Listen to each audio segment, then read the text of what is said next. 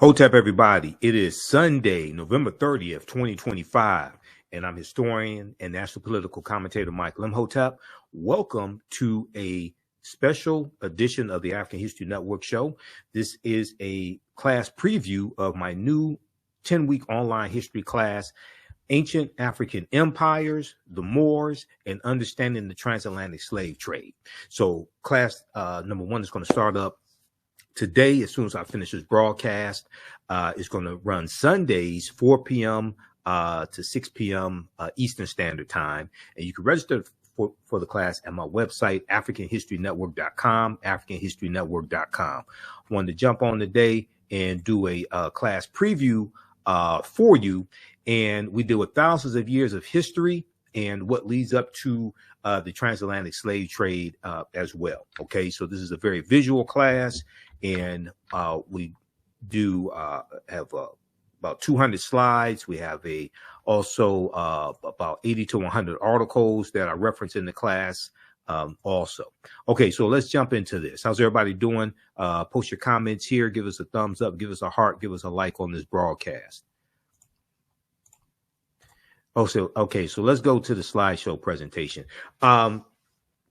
So we see an unprecedented attack on African-American history, and we've seen it going back to 2020, 2021 with the attack on critical race theory. We see it intensified with anti-woke laws, etc., right? And we see it coming from the Trump administration as well. So some of the things that we will deal with in this class, we'll deal with ancient African empires, whether we talk about Ghana, Songhai, Mali, whether we talk about ancient Kemet, whether we talk about Nubia or Ta-Nehisi, etc.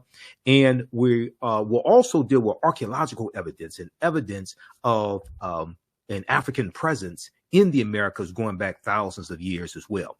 So if we just look very briefly at here, AtlantaBlackStar.com had a really good article a few years ago, 10 pieces of evidence that prove Black people sailed to the Americas long before Columbus. Now, you know, I interviewed Dr. David Imhotep that wrote the book, The First Americans Were Africans, Documented Evidence, a number of times on the African History Network show before he made this transition a couple of years ago. But this piece right here, if we switch over to this, according to renowned American historian and linguist Leo Weiner of Harvard University, one of the strongest pieces of evidence to support the fact that Black people sailed to America before Christopher Columbus was a journal entry from Columbus himself.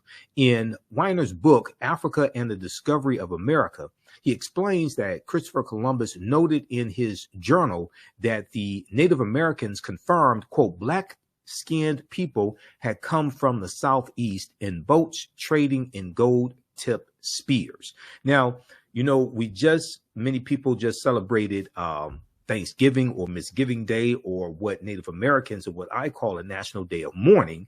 And, you know, the National Day of Mourning has been celebrated going back to 1970. But the history of Thanksgiving going back to 1621, and the European settlers, the colonizers, ostensibly known as pilgrims, the genocide that they unleashed on Native Americans like the Wampanoag, etc., and other Native American nations, we can also trace that back and look at what happened with Christopher Columbus. So in Columbus on his 4 voyages, and he set sail August 3rd, 1492 on the Nina, the Pinta, and the Santa Maria. And we see the devastation to the Taino, to the Saboni, in the various islands that he goes to, like Hispaniola, and Puerto Rico and Jamaica and things of this nature, the Bahamas, etc., right? And we see that Columbus helps to lay the foundation for slavery, racism, capitalism, and the exploitation of indigenous people. So when we study this history, we see that Columbus setting sail August 3rd, 1492 is directly related to the African Moors going into Europe, going into the Iberian Peninsula, today known as Spain and Portugal, in 711 AD. And they take the teachings from ancient Kemet, ancient Egypt, from the Nile Valley region of Africa into Europe. And this is going to bring Europe out of the Dark Ages, so much so that some of the nautical instruments that Columbus was using on his voyages were based upon technology that the Moors introduced into Europe. So when we start understanding the chronology of this history, Okay.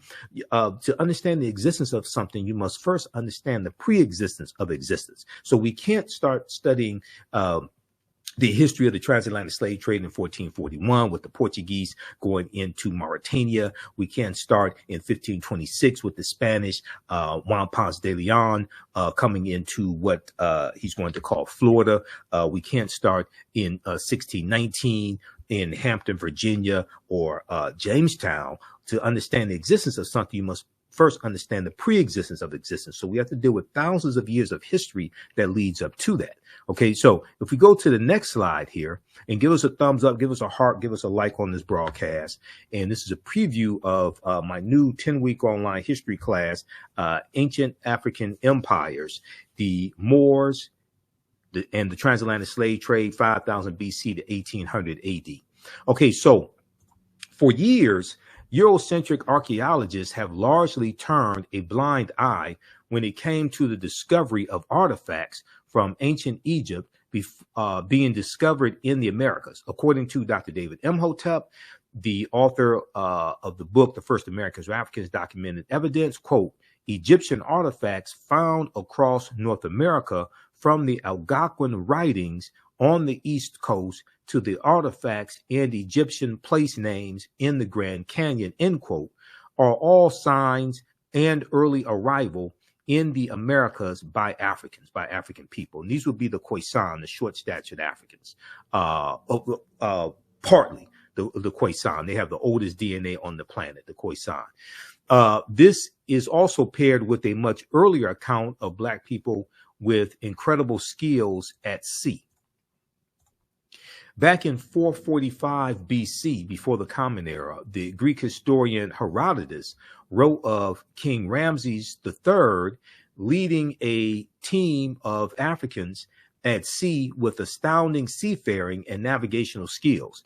Together, both accounts would point to Africans sailing over to the New World before Columbus. And one of the things we're going to do in the class is look at archaeological discoveries. So we know that on the Greek island of Crete, back around 2011, 2012, there was a discovery and they found stone tools dating back 130,000 years ago or so. And they concluded that people had to have sailed to the Greek island of Crete.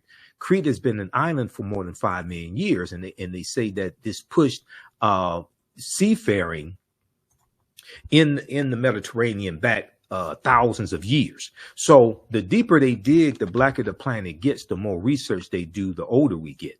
And what we see is that that all of this is much older than what we were originally told that it was. And as more archaeological discoveries come out, we start seeing this. Okay. So this is just a sample of the type of information that we're going to deal with in the class. Now, one of the things we talk about is symbolism and connecting symbols to history. Did you know that the Washington Monument is an ancient African symbol called a tekken?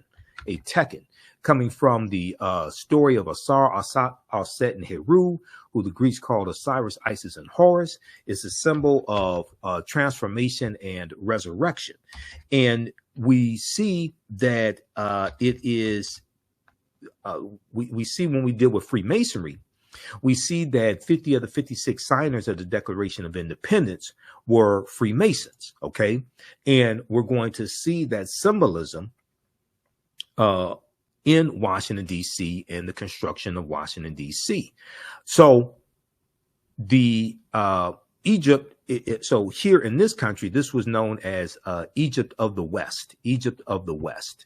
And I'm going to post the information here. You can register for this new 10-week online class that I'm teaching. And we're going to jump into class number 1 as soon as I finish this preview. Visit my website, africanhistorynetwork.com, africanhistorynetwork.com. You can register for it. It's on sale, $80 right now. It's a 10-week online class. And if you missed the class live, you can go back and watch the archived classes as well. Classes will be archived. Okay, now, Are blacks older in America than Africa? No, no, no. The Khoisan were in southern Africa. These are the short-statured Africans, derisively called pygmy or twa, and they're going to travel all around the world. And when you read The First Americans Were Africans, Documented Evidence by Dr. David Imhotep, they come here going back something like 50,000 years ago, about 51,700 years ago or so. So they travel all around the world and they were here. Now, that does not mean the transatlantic slave trade did not happen. You have to understand the chronology of history. Migrations of people happen for different reasons at different periods of time. So because you have one group of Africans in one place, okay, for thousands of years, doesn't mean another migration did not happen thousands of years later. No, people migrate at different times for different reasons. Okay, so I've seen just some stupid ass nonsense out here on social media. And if you saw any of the interviews I did with Dr. David Imhotep, he said, no, just because Africans were here in this country going back tens of thousands of years ago, no, the transatlantic slave trade took place as well. Okay, and you can see it evolving with Christopher Columbus. When you study Columbus and where he went and what happened, and the Spanish being the second ones involved in the transatlantic slave trade. I mean, you study something like the Asiento de Negros of 1518, King Charles V signing the Asiento in 1518. These are things we deal with in the class. Okay, thanks for asking that question. That was Trusting God that asked that question. Thanks for asking that question.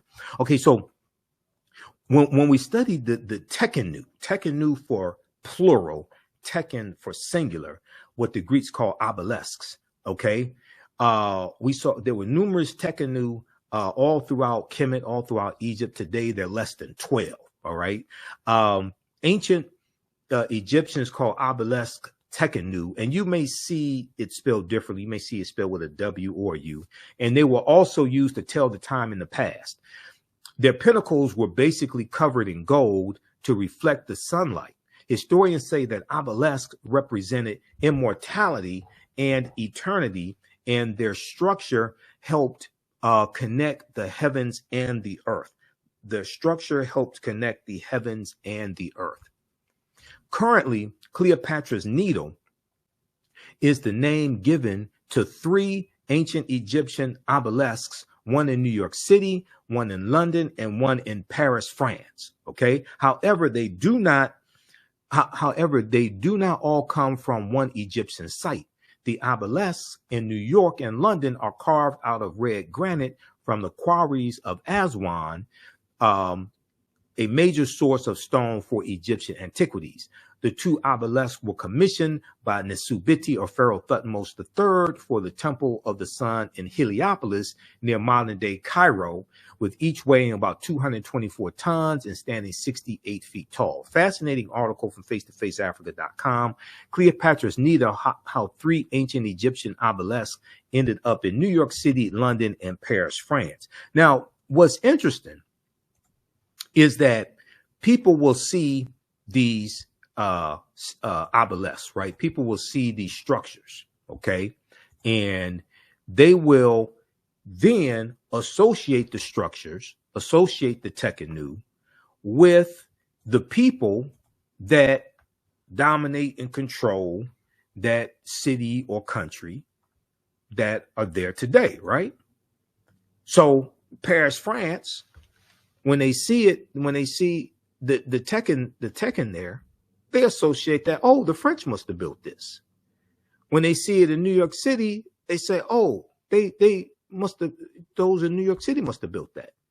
But those were taken from Egypt to these areas where they are today. But ancient African people, black people, don't get credit for building them. Not only do they not get credit for building them, many people don't know that those are African symbols.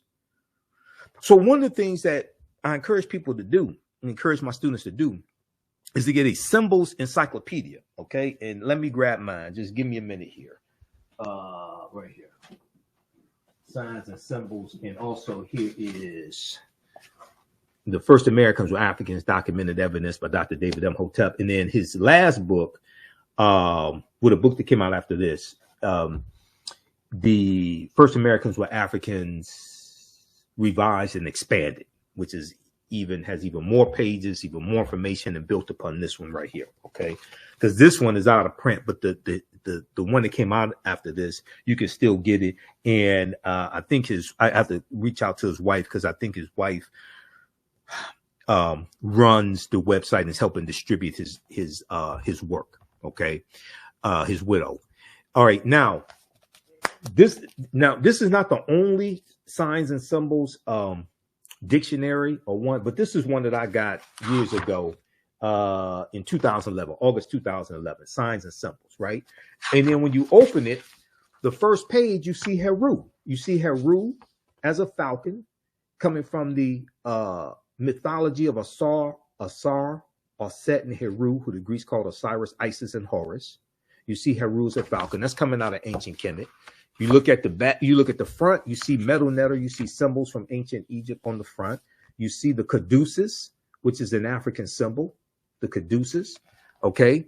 You look at the back, you see an ankh, which is the African key of the African symbol of eternal life, the African key of life, the ankh. Okay. All of this. All right. But this one here, this is in full color.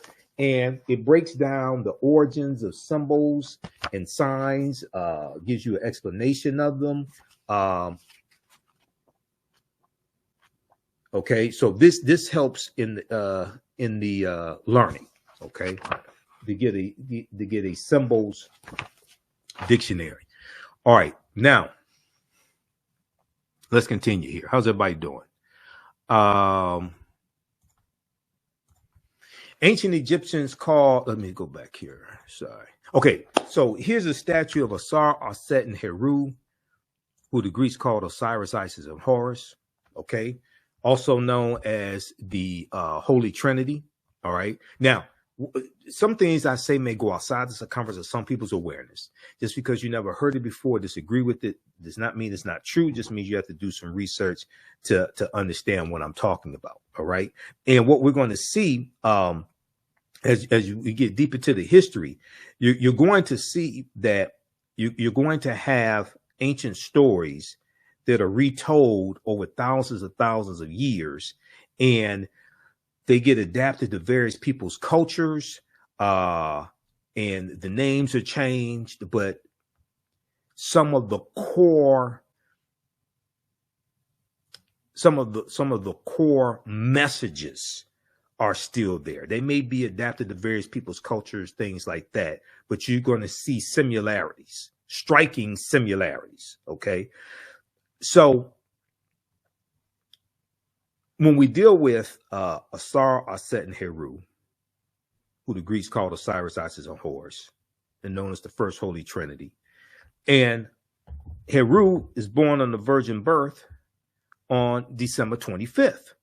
And I deal with this a lot when we go into the season of the winter solstice, shortest day of the year, and the sun that goes into the winter solstice, and it goes into its lowest point of the year. And then from December 22nd, 23rd, 24th, it's said that the sun stands still and does not move. Okay. And we see that on December 25th, the sun moves 1 degree northward. And this is said to, in ancient times, was said to be the rebirth of the Son of God, not the S-O-N, but the S-U-N. And December 25th marks an increase in the amount of sunlight each day. So in ancient times, December 25th was looked at as the birth of the Son of God, not the S-O-N, but the S-U-N. And when we look at this famous statue of Set, who the Greeks called Isis, holding the baby Heru or Horus, Set was the first queen of Kemet, or ancient Egypt. wife of Asar. And in the mythology, Asar is resurrected after his brother Set is killed by Heru, who avenges the death of his father. Now, the word, one of the depictions of Set you see is her with a throne on her head, and her name means she of throne. She of throne. Some say she is throne, and because to determine who sat on the throne in ancient Kemet, it went through the lineage of the woman's side of the family. Okay. And Set is associated with love and fertility. Now, there were approximately 1,200 tekenu, okay, or obelisks built in Kemet in ancient times, but only about a dozen are found in Egypt today. Actually, it's less than a dozen today. Many of the tekenu removed from Egypt are now in Istanbul, Turkey, London, England, Paris, France, Berlin, Germany, New York, Rome, Italy, Vatican City, and elsewhere throughout the world. The tekenu are now called obelisks by their new owners, and few know their origin or that they symbolize the resurrection of the African king Asar. So if you read Egypt on the Potomac by Tony Browder, my friend Tony Browder, I've interviewed Tony a number of times on the African History Network show.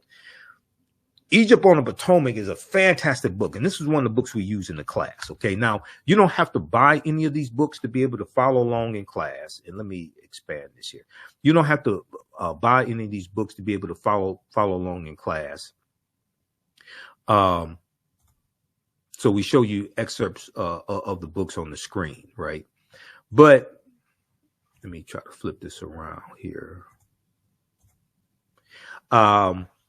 But this is a fantastic book, Egypt on the Potomac. All right, now let's go to the next page, next slide. So when we look at Freemasonry, right, the word Mason is derived from the Latin words mass and sun, and Mason means child of light and expresses the desire to pursue light, which is a metaphor for the sun, which symbolizes knowledge. Okay. The term child of light, or sons and daughters of light, was first used to identify students who had completed 42 years of study in the temples of ancient Kemet. Many Masonic temples were modeled after the temples in ancient Kemet, ancient Egypt, places where light or knowledge was imparted in a series of steps or degrees. And if you read Egypt on the Potomac, pages 18 and 32, Browder talks about this. You read Nile Valley Contributions to Civilization. Browder talks about it there. You read Stolen Legacy by George G.M. James. He deals with it there. So the concept of institutions of higher learning come out of ancient Africa. The concept of getting your credentials in a series of degrees, bachelor's degree, associate's degree, bachelor's degree, master's degree, PhD, doctoral degree, etc. Getting your credentials in a series of degrees, that comes from ancient Kemet.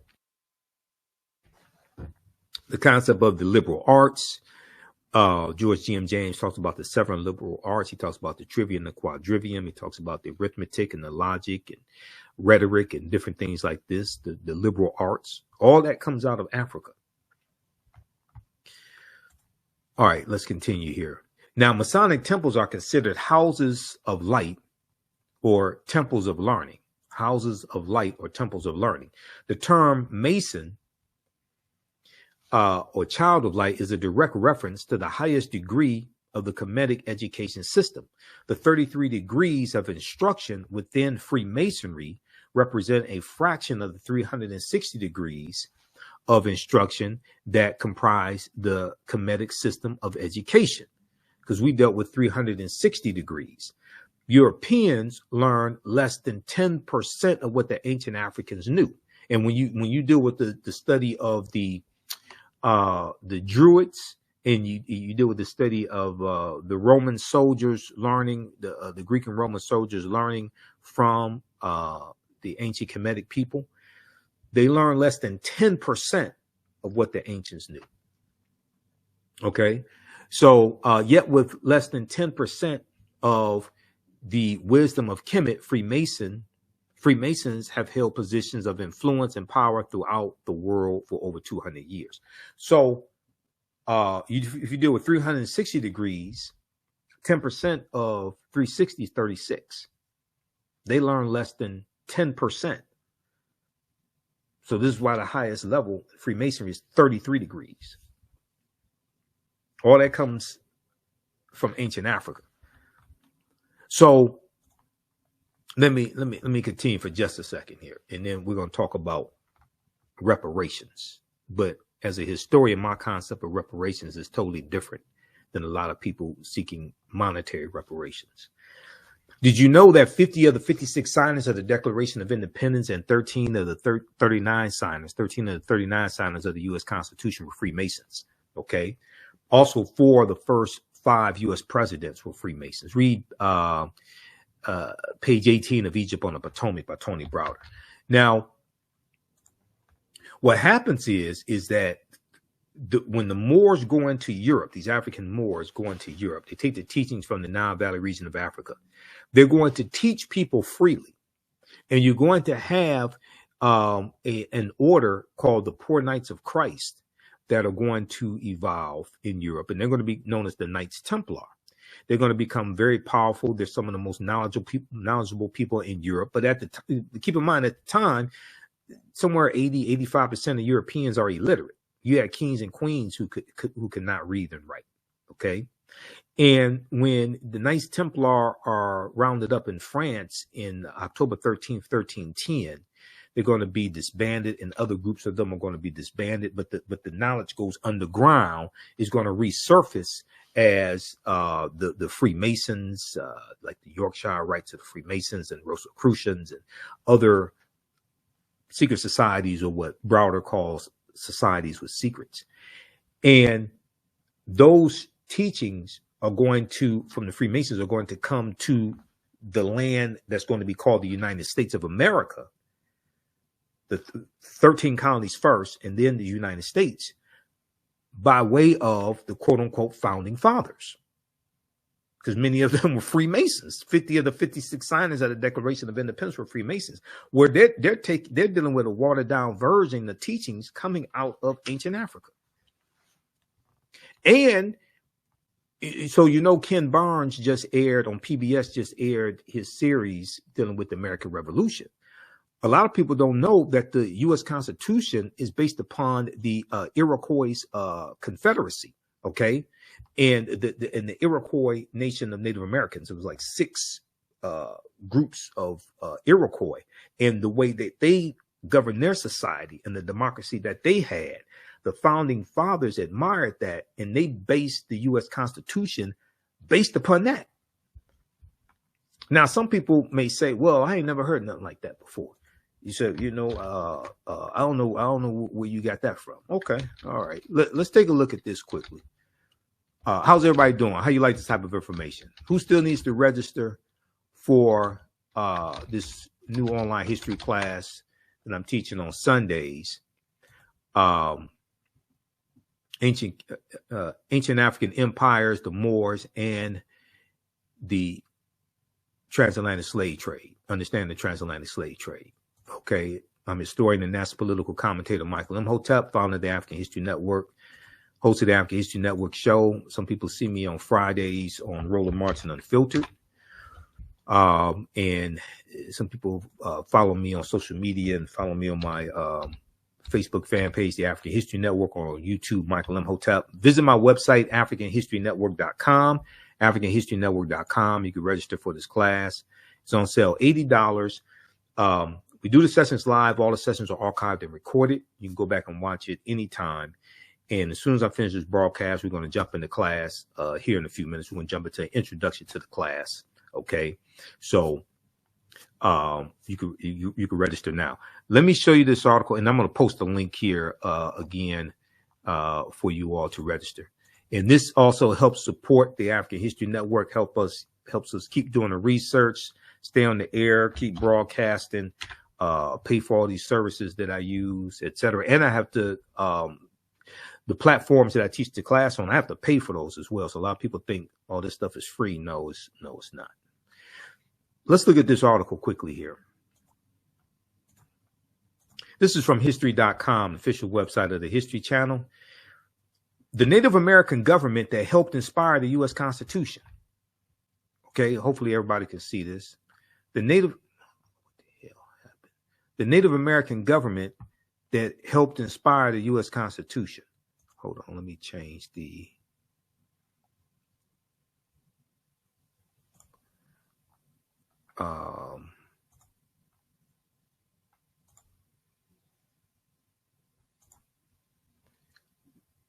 alignment. I don't know.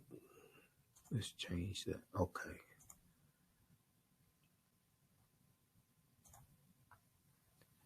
All right, let's look at this here.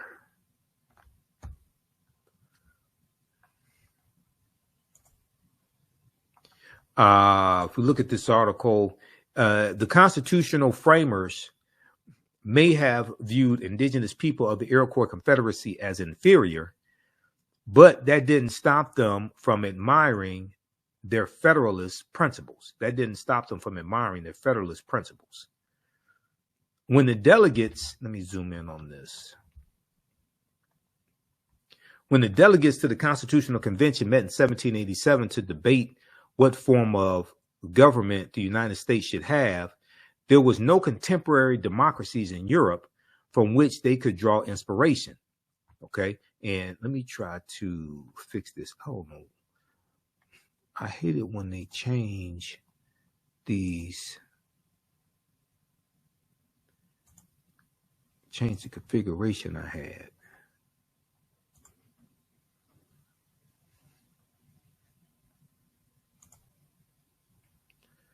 All right.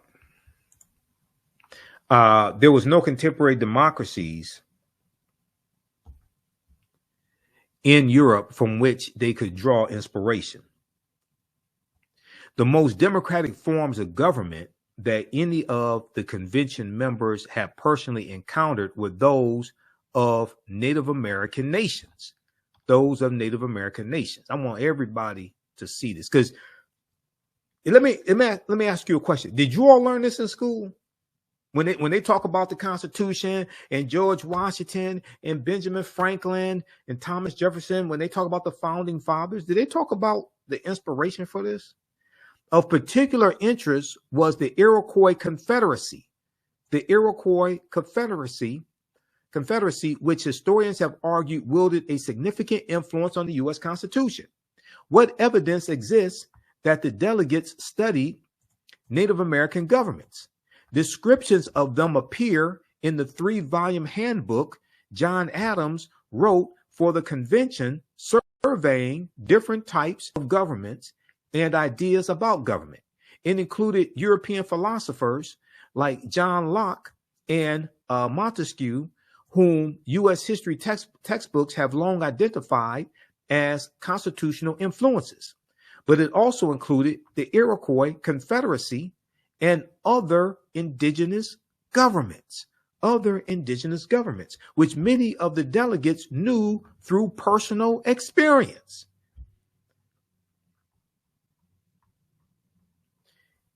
The U.S. Constitution was a group. Hold on. Let me see. Hold on. Okay. Quote, you had the Cherokee chiefs having dinner with Thomas Jefferson's father in Williamsburg, and then in the northern area of course, you had this Philadelphia interaction with the Delaware and the Iroquois, because Delaware, that was a group, that was a Native American nation as well, Delaware. Okay, you had this Philadelphia interaction with the Delaware and the Iroquois. Says Kirk Kickingbird, a lawyer member of the Kiowa tribe and co-author with Lynn Kickingbird of Indians and the United States Constitution a forgotten legacy. Yeah, I don't even know if it's forgotten so much, brother and sister Kicking Bird. I don't even know if it's forgotten so much, because I don't think people ever learned it in the first place to be able to forget it. I don't think people learned it in the first place. Okay, how many of you all learned this in school? Since now here's something interesting, right? When they have the 250th celebration of the United States in July of 2026, is Donald Trump going to talk about this? Because he's going to talk about all the white men and George Washington and Thomas Jefferson and, Ben Franklin and John Adams. He's going to talk about all these white men and how brave they were and things like this. Is he going to talk about this? Is Scott Jennings' punk ass on CNN, white supremacist Scott Jennings, is he going to talk about this?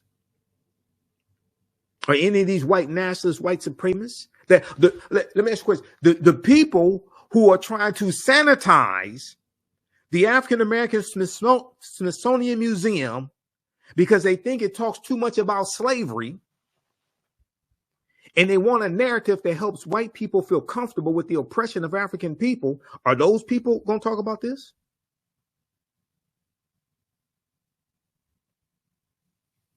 Since the U.S. had trade and diplomatic relationships with native governments, Kicking Bird says thinking the constitutional framers weren't familiar with them is like saying, gosh, I didn't know the Germans and the French knew each other. So read the rest of this. Then it goes into similarities and differences between the Iroquois Confederacy and the U.S. Constitution, etc. Read the rest of this. This is from the History Channel. These are white people telling you this. This is from history.com, the official website of the History Channel. They're telling you this. I've read hundreds of articles from the History Channel's website, from history.com. It's amazing how much they admit, and Americans in general are so ignorant of history. It's amazing how much they admit. So, all right, let's continue here. Okay, how y'all like this type of information? Give us a thumbs up, give us a heart, give us a like on this broadcast. Let me switch over here. Okay, let's go back to the PowerPoint presentation quickly here. All right, now.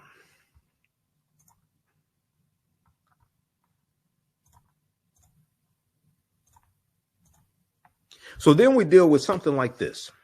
We deal with the retelling of the story of Asar, Aset, and Heru being retold as Jesus or Yeshua, because the letter J didn't exist until 1630 AD. Yeshua and Mary, okay, as the Black Madonna and Child.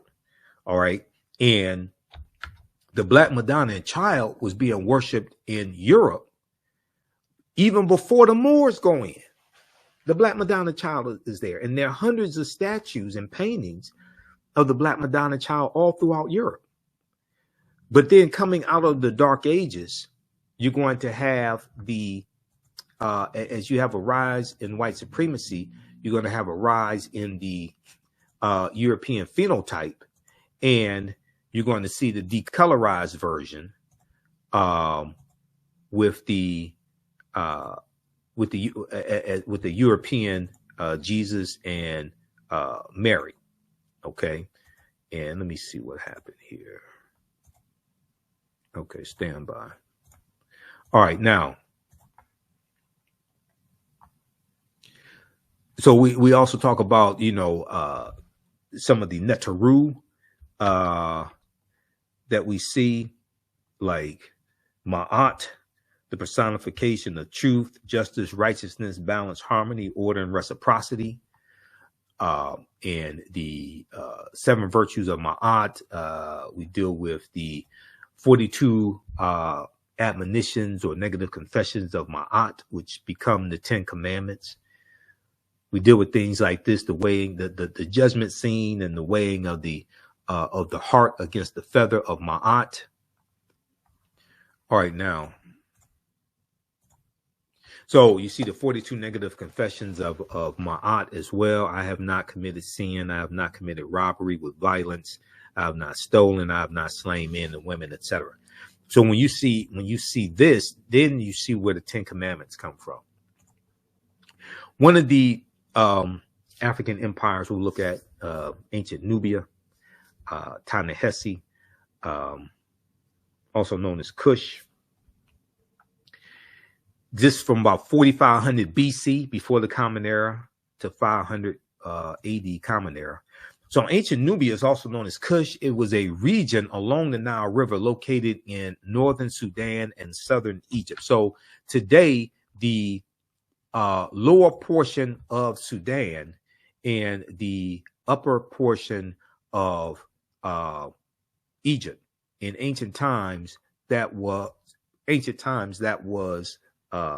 Nubia.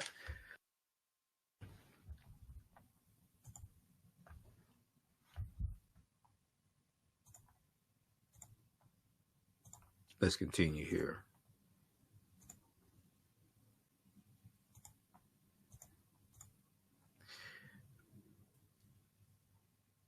It was home to some of Africa's earliest kingdoms, known for rich deposits of gold.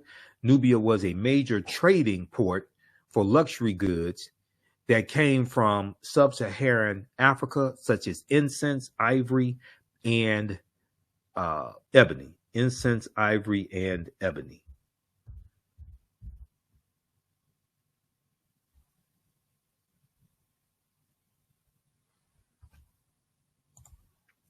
The first monarchy of recorded history was established in Nubia. The Nubians were also known for their exceptional archery skills that provided the military strength for their rulers. Kings of Nubia ultimately conquered and ruled Egypt for about a century. Monuments still stand in modern Egypt and Sudan at the sites where Nubian rulers built cities, temples, and royal pyramids. In the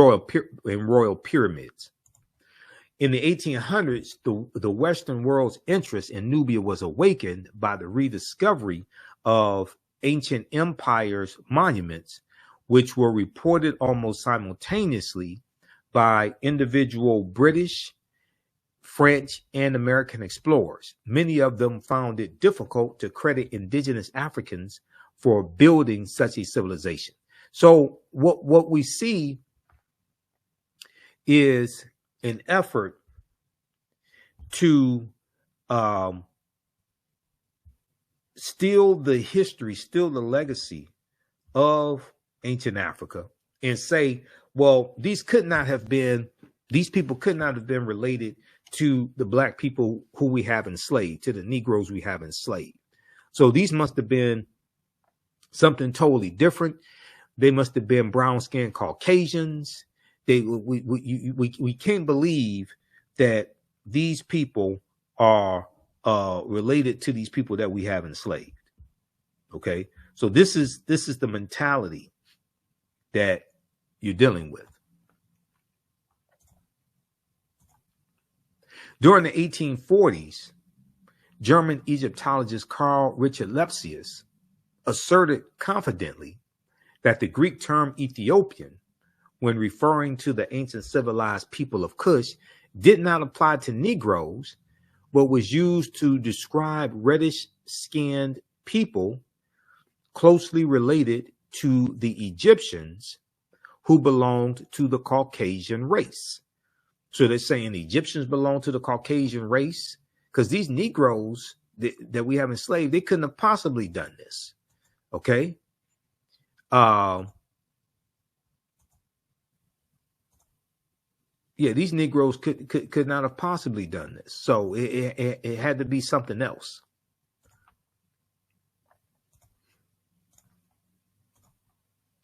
Again, in 1852, when the American diplomat Bayard Taylor visited Sudan and gazed upon the temple carvings of gods and rulers with clearly African features, he also found it inconceivable that they could have been created by black-skinned Africans. Rather, he asserted, echoing Richard Lepsius, they must have been created by Egyptians or immigrants from India or Arabia, or an quote-unquote offshoot of the white race. Because these Negroes, it's impossible for them to have had civilization and had civilization before Europeans. It's impossible. So we're going to manufacture some type of pseudo history to steal the legacy from these African people. And we're going to say that Europeans built something in Africa that they didn't have at home where they came from.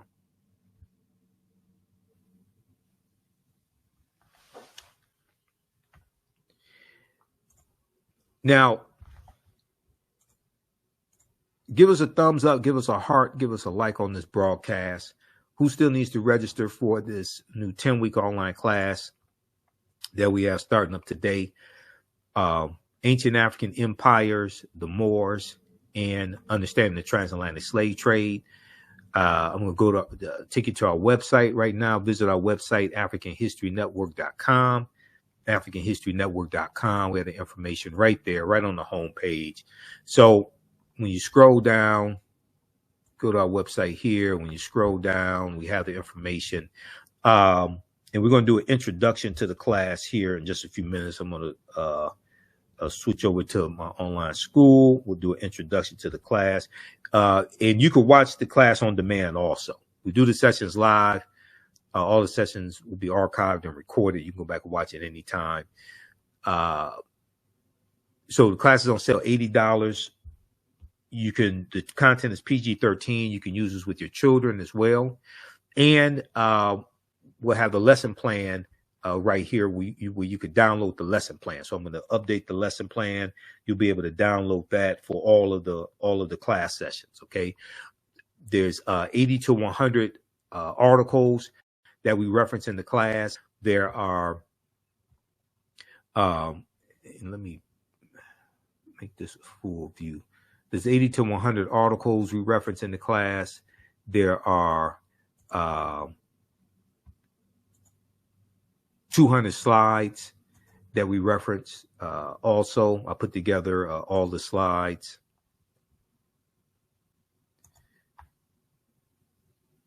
There's about 15 books that I reference as well. You don't have to buy any of the books to follow along in class.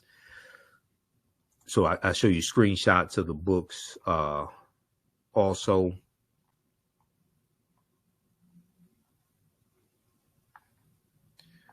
All right. Okay, so register for that class and you can join us today in class. Because we're going to start here in a few at 5:30 p.m. We're going to start the class. All right, let me go back to the slide here. So I'm running behind today because it's a holiday weekend, and I ended up working overtime past 2 nights in a row, picking up overtime hours. So it's thrown off my whole weekend. All right. So there was an interesting revelation, interesting video here where you have this European scientist who's so surprised to find out ancient Egyptian pharaohs were Black Africans. Okay. And this is an example of what I'm talking about. Okay, let's go to this video.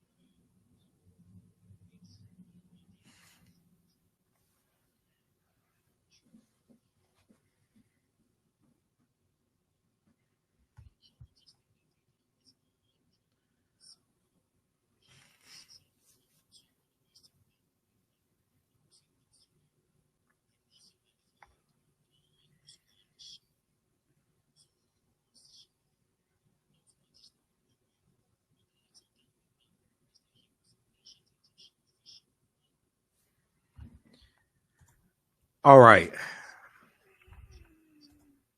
Okay, so you see that Alejandro was shocked. He was mortified that Shemaiah was Black African.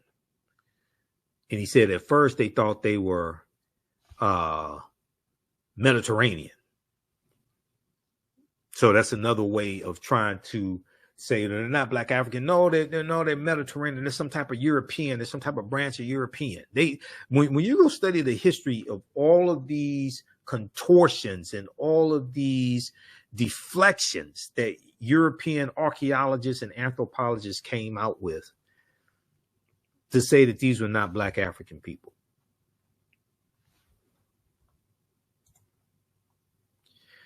All right. Let's continue. So then we deal with the Olmecs and the Olmec heads in Mexico. We'll talk about that as well. And Dr. David Imhotep in the First Americans or Africans documented evidence. He said a major ethnic group among the ancient Egyptian Nubians were the Manding people, also known as the Mandinka, and original Niger Congo homeland in the general vicinity of the Upper Nile Valley is probably as good a hypothesis as any for the origin of the Manding. The Proto-Manding migration had to have taken place during the African Aquilithic period. That was a wet period in Africa that lasted thousands of years at a time when the Sahara was fertile and had river systems and Great Lakes. Okay, read page 82 of the First Americans or Africans documented evidence. When the Manding reached Central America and began mixing with the local population, they were labeled Olmecs. The Olmecs were supposedly a mixture of the Manding or Mandinka and American Indians or Amerindians. Do not forget that the Manding made up the base of the Olmecs, so the Egyptians, the Manding, and the base of the Olmecs are related to each other. Okay, so this is just a sample of type of information we deal with here in the class. And then there's, this is Dr. David Imhotep. There's a interview he did on WKRP in Cincinnati, Channel 5, that really got into information dealing with his book, The First Americans or Africans, Documented Evidence. His book deals with 13 different types of evidence that show an African presence found in Allendale County, South Carolina, dating back at least 51,700 years ago. Page 14 of his book, they found artifacts. So Dr. Albert Goodyear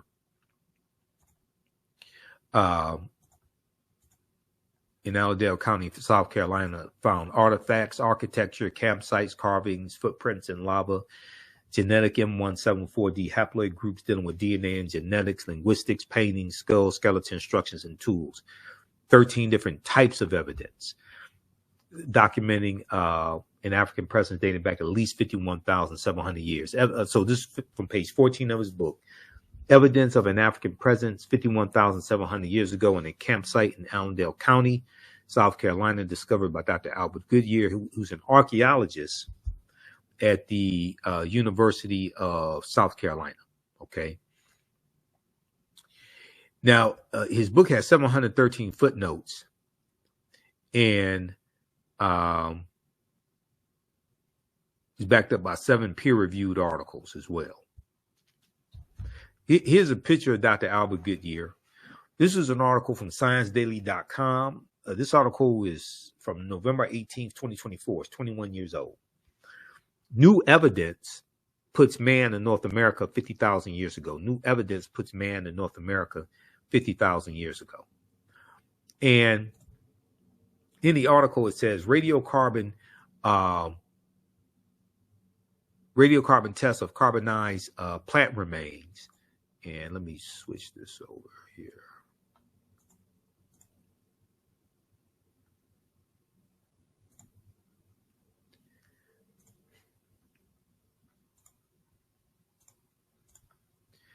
Radiocarbon tests of carbonized plant remains where artifacts were unearthed last May along the Savannah River in Allendale County by University of South Carolina archaeologist Dr. Albert Goodyear indicate that the sediments containing these artifacts are at least 50,000 years old, meaning that humans inhabited North America long before the last ice age. Okay, so we're going to look at different archaeological discoveries, like this one here. This came from the New York Times in 2010, February 15, 2010. On Crete, new evidence of very ancient mariners. And they talk about, and I mentioned this a few minutes ago, they talk about how on the Greek island of Crete, they did excavations over the course of 2 summers. And they found stone tools that are at least 130,000 years old. And they found numerous stone tools, okay? Stone tools found on the Greek island of Crete over 2 summers, archaeologists say are at least 130,000 years old, which is considered strong evidence for the earliest known seafaring in the Mediterranean and causing for rethinking the maritime capabilities of pre-human cultures. Crete has been an island for more than 5 million years, meaning that the tool makers must have arrived by boat. So this seems to push the history of Mediterranean voyaging back more than 100,000 years, specialists in Stone Age archaeology say. Previous artifact discoveries has shown people reaching Cyprus, a few other Greek islands, and possibly Sardinia no earlier than 10,000 to 12,000 years ago. So more than 2,000 stone artifacts, including the hand axes, were collected on the southwestern shore of Crete. So they didn't find 1 or 2 pieces of evidence. They found about 2,000 pieces.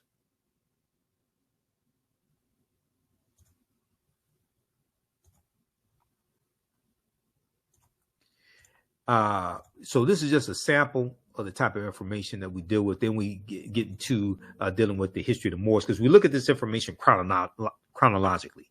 We look at these African empires chronologically: Ghana, Sangha, Mali, ancient Kemet, Nubia, all that. We're going to look at different African empires.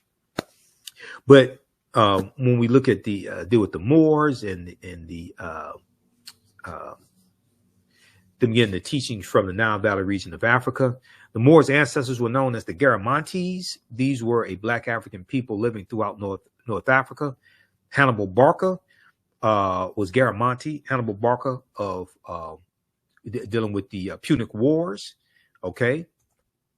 And when we deal with the Battle of Cannae, 216 BC, the Battle of Zama, 202 BC, the Moors, according to George G.M. James and Stolen Legacy, were the custodians of the ancient Egyptian mystery system. The teachings will bring Europe out of the Dark Ages. Good article from National Geographic. Who were the Moors? Now, there's a number of different sources we use in the class, but this was a good article here dealing with who were the Moors. The word Moor is derived from the Greek word moros, which literally means black or very dark color. The Romans adopt this word and call them Mari, M-A-U-R-I, Mari. The Mari were a Northwest African people who were very dark-skinned. The Romans were referred to the region of Northwest Africa as Mauritania, Mari, Mauritania. Mauritania is Latin and means the land of the black-skinned people. They also see the word Marish, M-A-U-R-I, Marish. That's in reference to the Moors.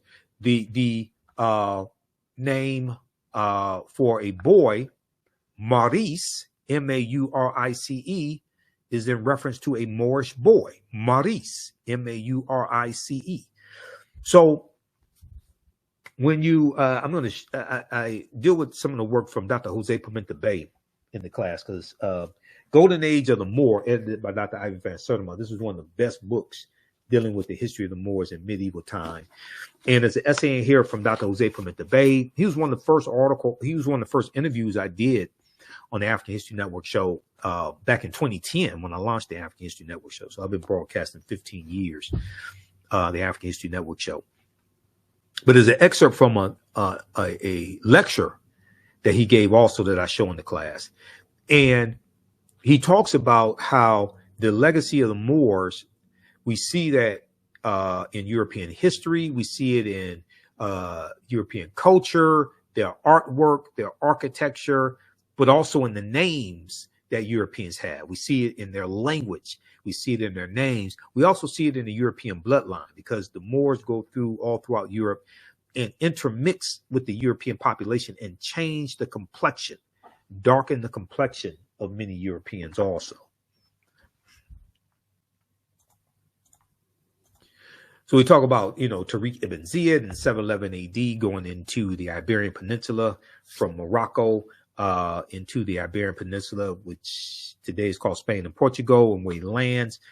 That mountain they call Jebel Tariq, or Tariq's mountain, and it's also called Gibraltar, or the Rock of Gibraltar.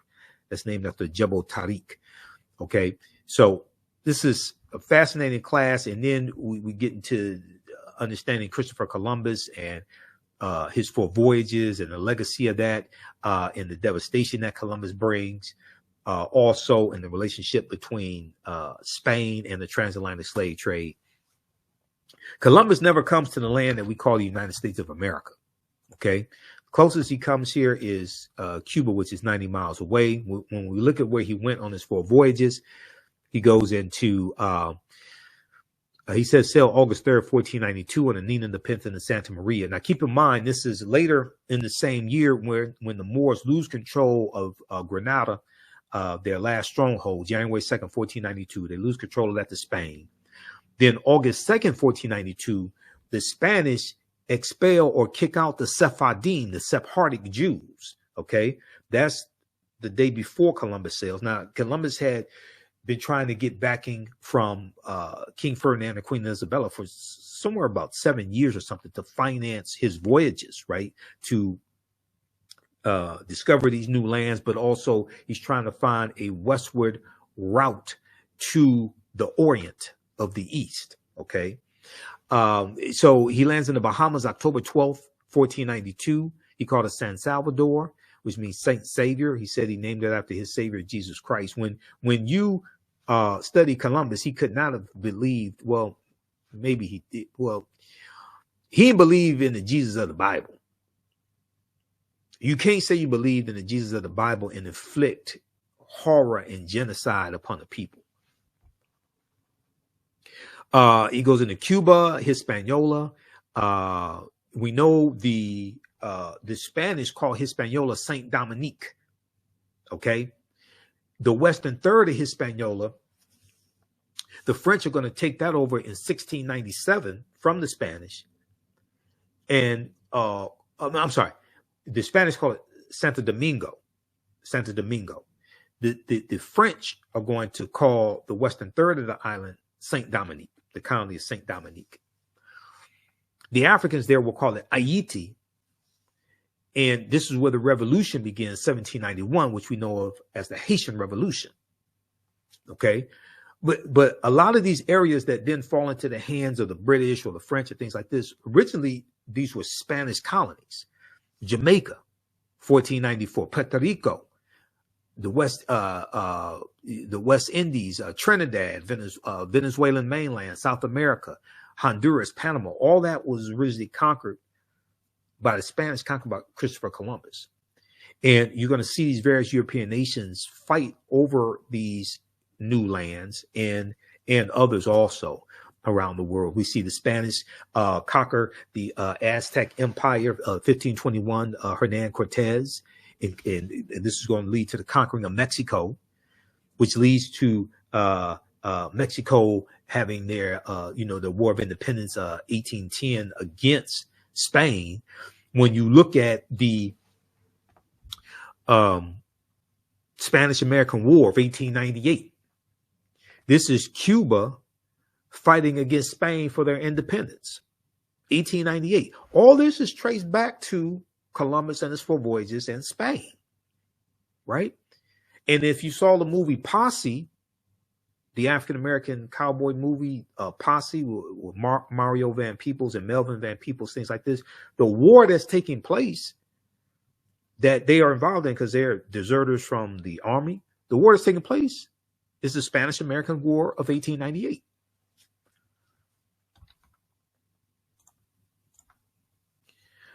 Okay, so then we get into understanding the transatlantic slave trade and what was it, and looking at that history. So we go up until about the year 1800, because I have a second class that deals with history from about 1800 to about 1970. Okay, so this is just a brief overview, and we get into the Asiento de Negros. The Asiento de Negros from Spain, signed by King Charles V in August of 1518. This is going to drastically expand the transatlantic slave trade. This is before the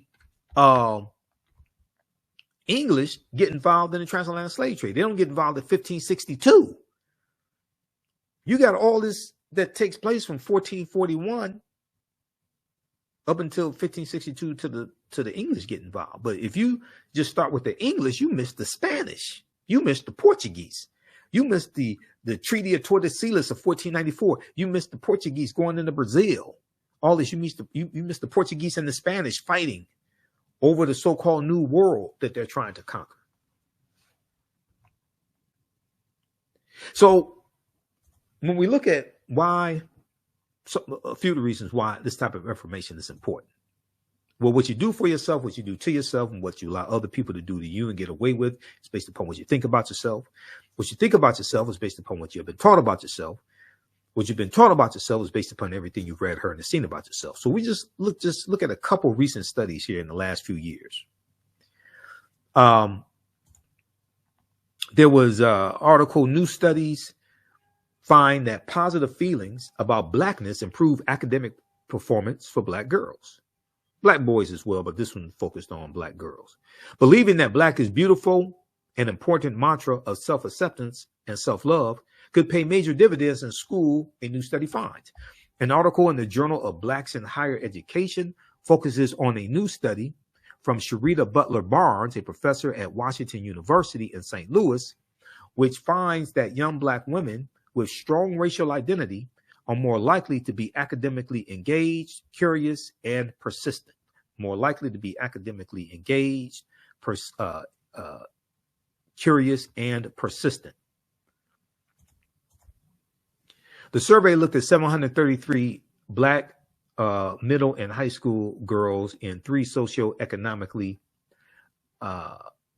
school districts in the Midwest, according to the Journal of Blacks in Higher Education. The study, called Promoting Resilience Among African American Girls, Racial Identity as a Protective Factor, was published on the Child Development Journal website, and found that feeling positive about being black, along with feeling supported by their schools, correlated with the girls' greater academic motivation.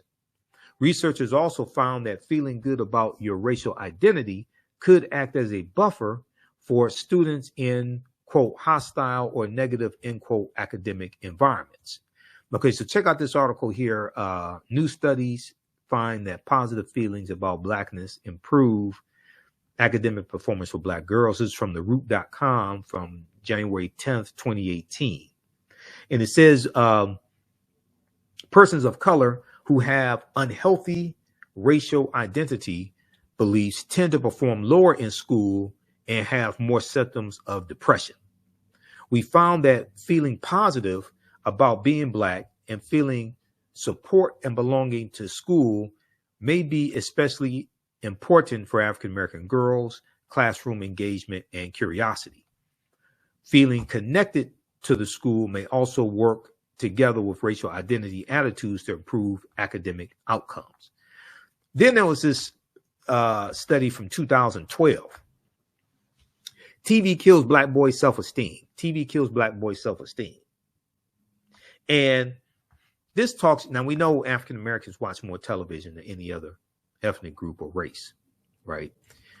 A new, precise, and exhaustive year-long study finds that watching television regularly distorts and ultimately destroys the self-esteem of young black males, who often find themselves comparing one another to the characters they view on air, leaving them feeling trapped and as if there are, quote, very few positive life paths they can aspire to. So Black America Web had this article. Other outlets had that article also. Okay. There was another article that dealt with this study. Black teens with racial pride do better in school. This came out in 2013. This was a study, a joint study by the University of Pittsburgh and Harvard University, University of Pittsburgh and Harvard University. And this study shows that when parents use racial socialization,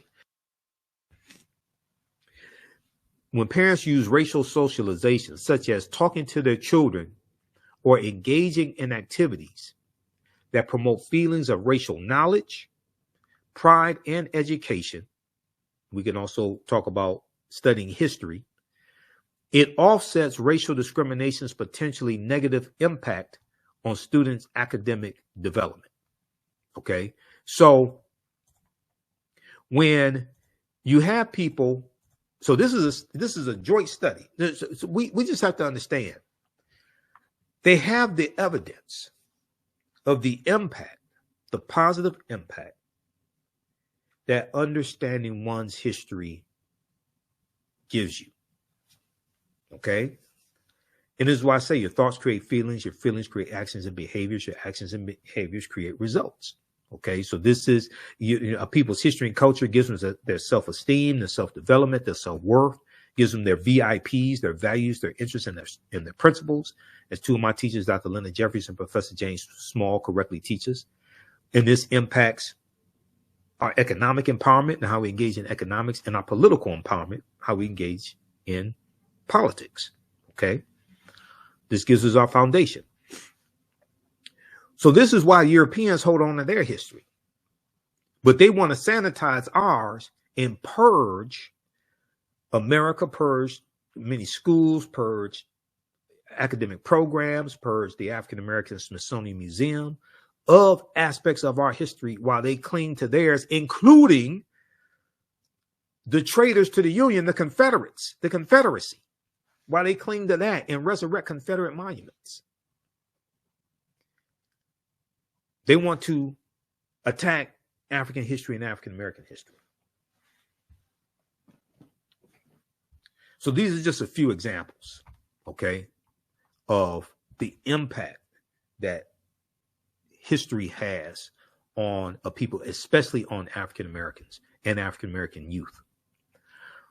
All right, so we're going to wrap it up there. Visit my website, AfricanHistoryNetwork.com, AfricanHistoryNetwork.com. You can register for this new 10-week online course. So we're going to teach this on Sundays, normally 4 p.m. Eastern Standard Time. We're running late today. So as soon as I finish this broadcast, I was going to start the class about 5:30 p.m. today. Because it's a holiday weekend, I'm going to do a quick introduction to the class so you could join us for that. Class is on sale, $80. You get 5 of my lectures free in digital download format, okay, when you register for this as well. Click right here, register here. You can do debit card, credit card, what have you. If you want to do it through Cash App, send it through our Cash App is here, $ the AHN show through Cash App. You click on the link. It takes you here. And if you send it through Cash App, follow it up with an email. You can email me through the website right here. Contact the African History Network at the top. If you send it through Cash App, follow up with an email. Let me know you sent the registration through Cash App. And this is our official Cash App account, $ the AHN show, SHOW. When you go to it, it'll say Michael. These are some fake African History Network Cash App accounts that have been stealing money from us. I'm still trying to get them shut down. Here's our PayPal link right here. Also, okay. So this is African empires, the Moors, and the transatlantic slave trade, 5000 BC to 1800 AD. Okay, so this is a new 10-week online course that I'm teaching. I've been teaching online history classes going back to 2017, and I put these classes together, put together the curriculum. There are about 200 slides in this class, 80 to 100 articles that we reference, 15 books. You don't have to buy any of the books. I'll show you screenshots of the book as well. The content is PG-13. You can use this with your children, okay? And It's very engaging. It is interactive also. There's a class chat, so you can ask me questions in the class also. You can see me, I can't see you, so you don't have to worry about that. All right. Okay, look, we're about to get out of here. Remember, at the African History Network, we focus on educating, empowering, and inspiring people of African descent throughout the diaspora and around the world. Because right now,